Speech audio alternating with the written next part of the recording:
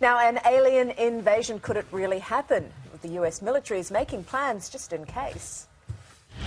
What are the official plans for contact with extraterrestrials?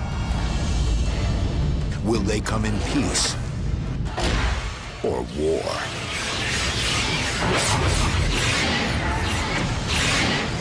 And what can humanity do in the face of alien invasion?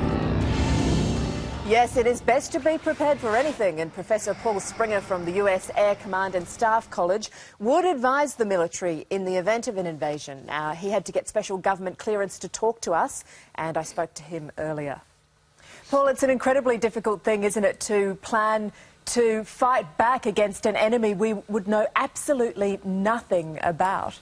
Well, that's absolutely true, but at the same time, we make all kinds of contingency and war plans against enemies that we never expected to face in combat.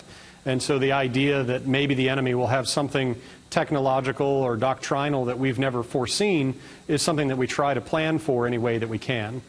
Well, obviously, if we did get invaded, these aliens would be much more technologically advanced than we are because we didn't even know they were there. How would you go about fighting an enemy that was just so infinitely superior in technology?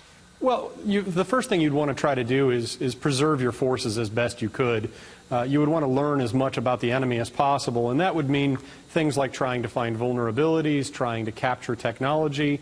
But survival is your first priority, because if you send all of your forces into the field and have them destroyed by that superior enemy force, then when you do find a vulnerability, you won't have any opportunity to exploit it.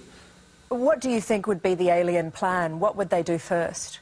That really depends on why they're here in the first place. If they're here for the extraction of a specific resource, for example, they might want to just eliminate any resistance that might block them from their objective.